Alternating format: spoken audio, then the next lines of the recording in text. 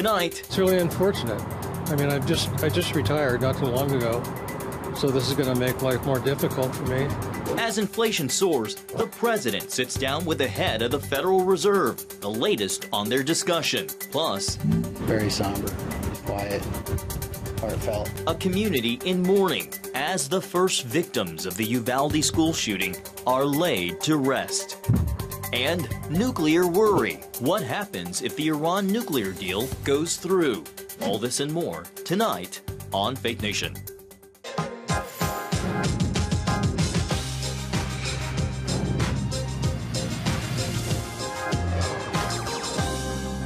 With rising prices and fears of recession, the White House working to change the narrative. Welcome to Faith Nation. I'm Jenna Browder. Good evening from Washington. I'm John Jessup. A new push from the White House shifting its full focus on the economy. The Biden administration kicking off a month-long effort to highlight what it views as the strengths of the American economy. The new focus beginning with an op-ed President Biden wrote in the Wall Street Journal, the piece detailing plans to get inflation under control as many American families struggle under historically high prices. The president writing, quote, "The Federal Reserve has a primary responsibility to control inflation." The through line continuing today as the president met with the country's top economic officials, including Fed Chairman Jerome Powell. Caitlin Burke has been following the story and joins us now. Caitlin. President Biden says our battle against inflation comes from a place of economic strength. In his Wall Street Journal op-ed, Biden points to a strong job market, including a decline in unemployment and millions of Americans getting jobs with better pay. The president outlined 3 steps he believes will address the soaring prices faced by millions of consumers. First and foremost, he says, is the work we're seeing from the Fed in terms of raising interest rates. During today's meeting with the Fed Chairman Jerome Powell, Biden reiterated his support. My job as president is not to not only nominate highly qualified individuals for that institution, but to give them the space they need to do their job. I'm not going to interfere with their critically important work. The Fed has dual responsibilities. 1, full employment, and 2, stable prices. Along with what the Fed is doing, Biden says practical steps need to be taken to make things more affordable for families. And we need to continue to see significant reduction of federal budget deficits. This is a marathon, and we have to move and shift to stable, resilient growth. And that's why the president's outlining the plan. That is the focus, the president's economic focus, the focus of our economic team. Many things, many of the steps therein are things that we can do on our own with executive action. There are also places where we need Congress's help and to work with Congress. Later this week, President Biden is expected to speak on the new jobs report, and the administration is pursuing an aggressive media push this month, with officials highlighting the priority being placed on addressing inflation. John and Jenna? All right, Caitlin, thank you very much. And for more on this, we're joined by CBN News Chief Political Analyst David Brody. David, in that Wall Street Journal op-ed, no mention of freezing domestic spending. There are several spending increases, though, critics are quick to point out. I'd like to start by just getting your thoughts on that. Well, right. And when you mention critics, we're talking about economists, many liberal economists saying, hey, $1.9 trillion on this COVID spending is just not going to do it. I mean, in other words, this is what the Democrats had said all along, Jenna, that the $1.9 trillion into the economy would not only help the economy, would in essence help inflation. No, buzzer sound, please. It did not. And so that's something that Joe Biden hasn't thought about here at all. Or if he has thought about it, which clearly his advisors have thought about it, did not include it in the op-ed. And there's a reason for that, because that's going against this whole narrative on inflation. And this has been a big problem. The spending has been a huge problem for this administration and, in turn, Americans across the country.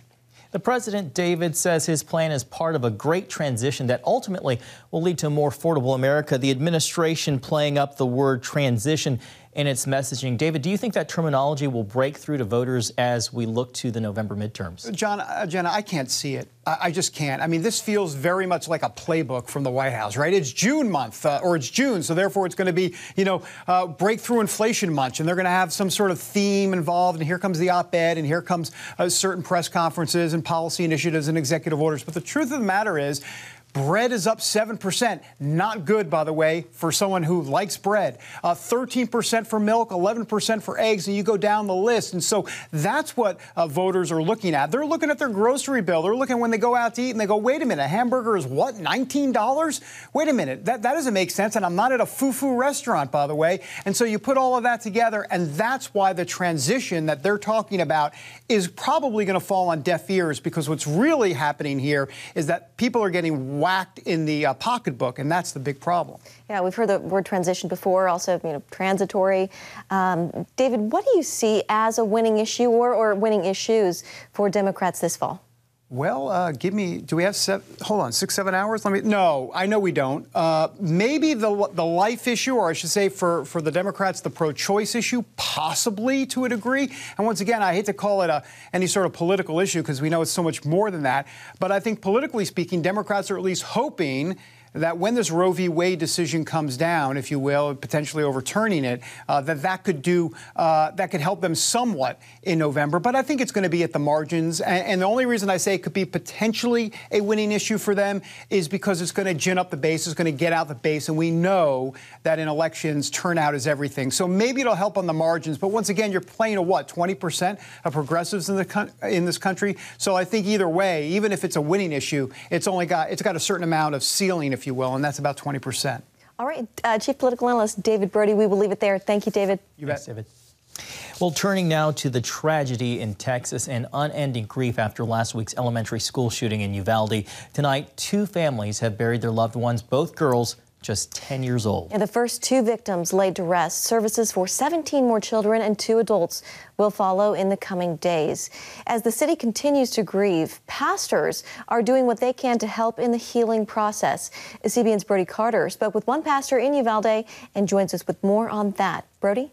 John, Jenna, the healing process for victims' families and the entire city of Uvalde will continue well after this story eventually fades from the headlines and nightly news. With only 16,000 residents, there's a small-town feel where pastors say almost everyone knows someone connected to the tragedy. Somber, quiet, heartfelt. This is kind of a scary place to be, actually. Shock and grief linger. This can't be real. This isn't real. This doesn't feel like it's real. Even pastors say it's hard to find the right words after a gunman robbed this community of 19 children and 2 teachers. I left my baby at that school. The Rubios lost their 10-year-old daughter, Lexi, one of several families forced to say goodbye too soon. I'm her mom. She can't make good decisions. Who else is there to blame? This week marks the beginning of a relentless cycle of memorials, flowers, and funerals for the victims. Pictures, it's beautiful in there, really. It's real pretty. But of course, you can't see her. It's a closed casket. But there's pictures of her everywhere. The grief is palpable, and so is the support. Pastor Douglas Swimmer of Potter's House Christian Fellowship Church is one of several pastors helping families navigate the grieving process. Sometimes we might not know the why, but we know the who. The who is Jesus Christ that can help us, and the hope is that He will console us when no man can. While these funerals proceed over the next 2 weeks, so does the Justice Department's review of the emergency response. Texas authorities say the school district police chief wrongly believed the situation no longer included an active shooter, allowing the gunman's rampage to continue for more than an hour. I have a special request for you as well as everybody across the state of Texas. I ask that you keep in your prayers the people of Uvalde, Texas. Just 2 months ago, the Uvalde School District conducted an active shooter training. In that documentation, it states that the first priority in such an event would be to confront the attacker, with questions still being asked about the timeline of the shooting and the aftermath. Uvalde's mayor says local police did not mislead anyone regarding the response. Brody Carter, CBN News. All right, thank you, Brody. Meanwhile, the fight rages on over the future of gun control. Lawmakers on Capitol Hill wrestling with what comes next after Uvalde. Democrats in control of the House and the Senate are weighing what gun policies to ideally put forward against what in reality could garner enough votes to pass. CBN Capitol Hill correspondent Matt Galka reports on that. Congress is on a scheduled holiday break this week, but that's not stopping a number of key lawmakers from trying to work on and hash out potential new bipartisan gun control legislation in the wake of the Texas school shooting. And that's the sentiment from many across the country, hoping to prevent an all too familiar scene like what played out in Uvalde, Texas last week from happening again. The overall focus for doing something is on Washington. Pain is palpable, and I think a lot of it's unnecessary. So I'm going to continue to push, and we'll see how this works. But what Congress can or will do is up in the air. Connecticut Senator Chris Murphy set to meet virtually with a group of Democrats and Republicans Tuesday for continued discussions on potential new laws. There are more Republicans interested in talking about finding a path forward this time than I have ever seen since Sandy Hook. Texas Senator John Cornyn is leading the Republican side of trying to reach some compromise on gun control.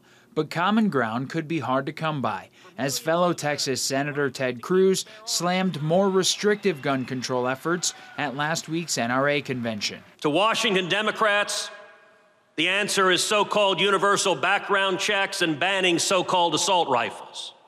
And the more aggressive among them call for banning all firearms. Leading Democrats hope to act on multiple bills, including raising the age to buy some semi-automatic rifles from 18 to 21, banning the sale of high-capacity magazines, restricting hard-to-trace ghost guns or guns built at home, and a ban on bump stocks, the attachments that help make guns rapid fire. Now, if those bills do end up passing the House, it's very unlikely that package would get the 60 votes it needs in the Senate, which is why so much focus is being put on those current bipartisan talks going on. Congress returns next week. At the Capitol, Matt Gelka, CBN News. All right, thank you, Matt. Deadlock on a deal for now. What happens if international negotiators, though, finally do reach an agreement on Iran's nuclear ambitions? Next on Faith Nation.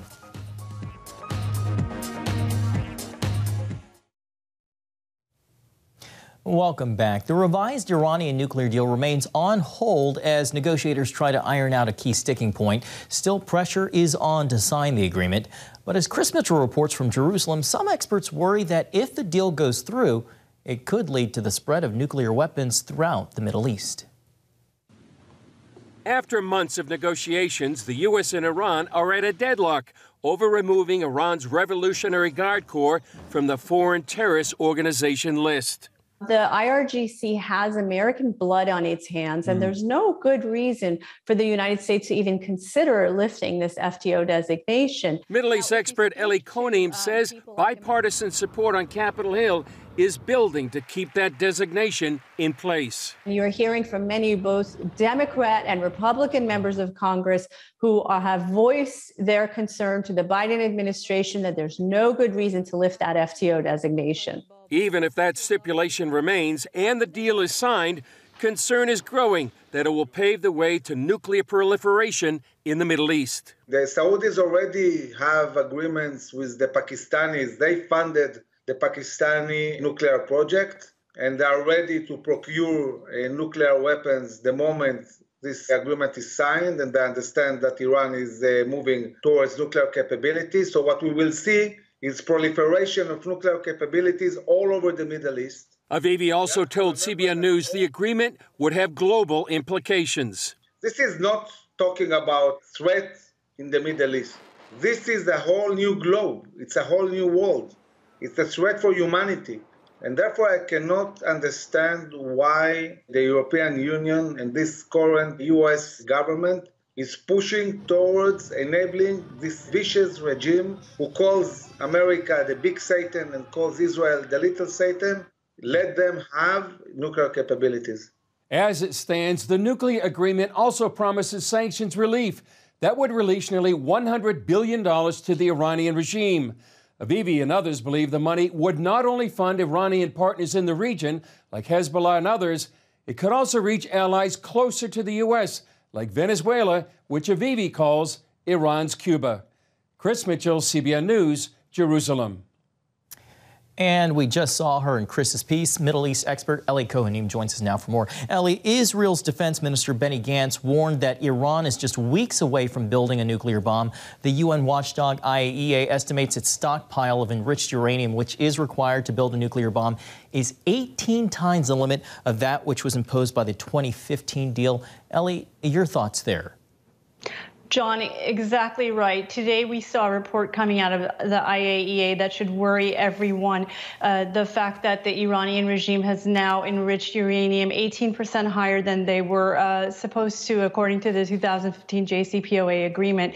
And the reality is that since this regime came to power in 1979, they've been singularly focused on developing their nuclear capability. I have to remind the audience that Iran is an energy exporting country. They export both gas, natural gas, and oil to the world. So the notion that they're building this nuclear capability for quote unquote peaceful purposes is very hard to believe.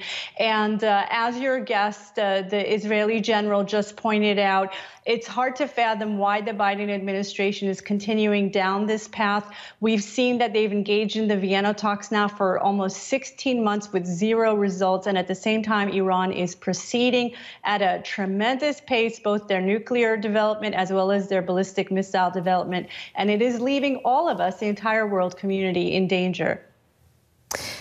Ellie, how likely is it that a new nuclear deal could be negotiated? Do you think they'll be able to move past the sticking point of designating the Iran Revolutionary Guard as a terror organization? We heard a report that President Biden is refusing to lift the FTO designation, and all credit to him if that's exactly true. But the fact is that the Iran deal is very generous to the regime. It will give them billions of dollars in sanctions relief, and we know their track record. They do fund their terror proxies all across the Middle East, North Africa, also in Latin America, right at the doorstep of the United States. So it's a very dangerous deal, and unfortunately, I don't think we can rule out the possibility that something could come together at the last minute, because we know that the Biden administration is very bonded to this deal. It's almost like a religious fervor that they have, that they want to go back into the JCPOA, no matter what the voice of reason would be. So again, I don't know that we can rule it out, but if we were to be reasonable in the United States, we should be looking at a plan B right about now. Ellie, inside Iran, as you well know, a new wave of protests against the Islamic government over spiking food prices has shaken the country. Prices soaring a reported 300%. Ellie, how much does the domestic uproar threaten to undermine the ability of Iran's leaders to seal a nuclear deal? I don't think, John, that it undermines the regime's ability to seal a deal with the U.S. and the European powers, only because, again, it seems that our government and the Europeans are very dead set on trying to close this deal no matter what it takes.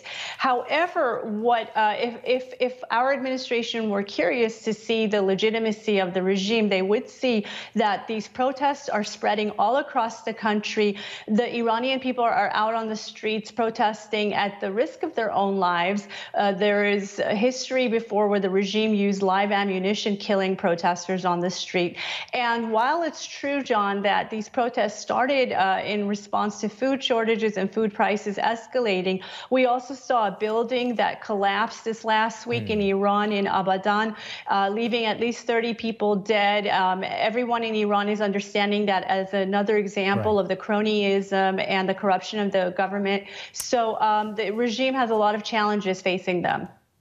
All right, Ellie Kohanim, former U.S. Deputy Envoy to combat anti-Semitism, thank you so much for being with us today. Great to be with you. Well, the fight for control of eastern Ukraine, the latest on the Russian invasion, next.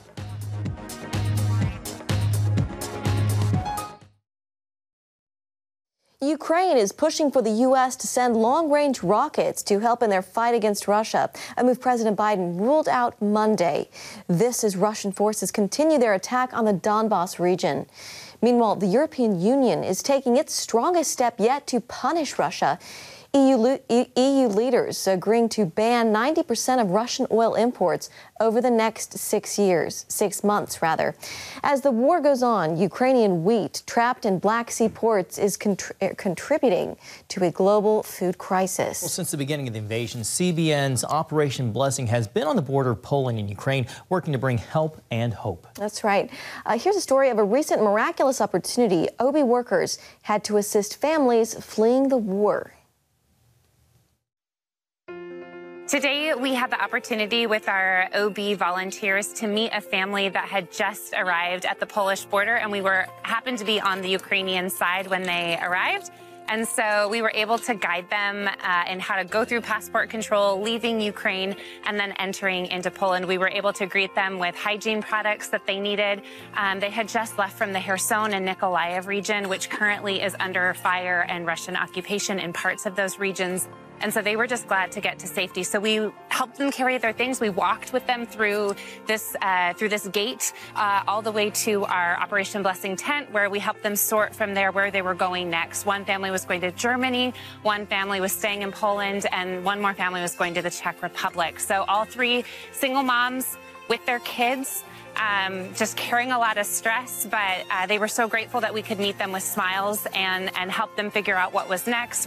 One little girl, Margarita, it's her birthday today, which we figured out just in chatting with them in the passport line, and God miraculously even provided a cake for us to be able to celebrate with her on her 4th birthday. So thank you again for being with us as we remain here on the Ukrainian-Polish border to meet people in the name of Jesus and bless them. Thanks to our partners with Operation Blessing. Thank you.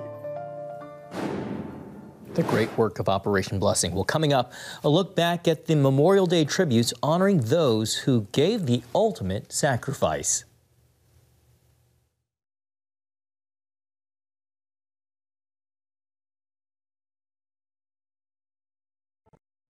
Finally tonight, the nation paused Monday to remember the lives of those lost defending our country.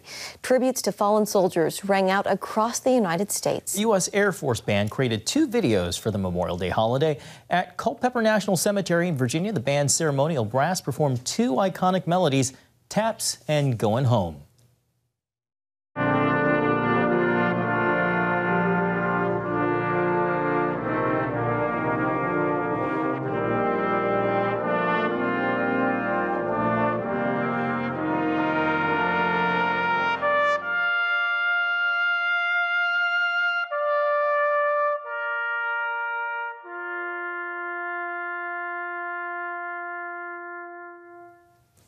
A tribute to our men and women heroes who gave the ultimate sacrifice. Thanks for watching.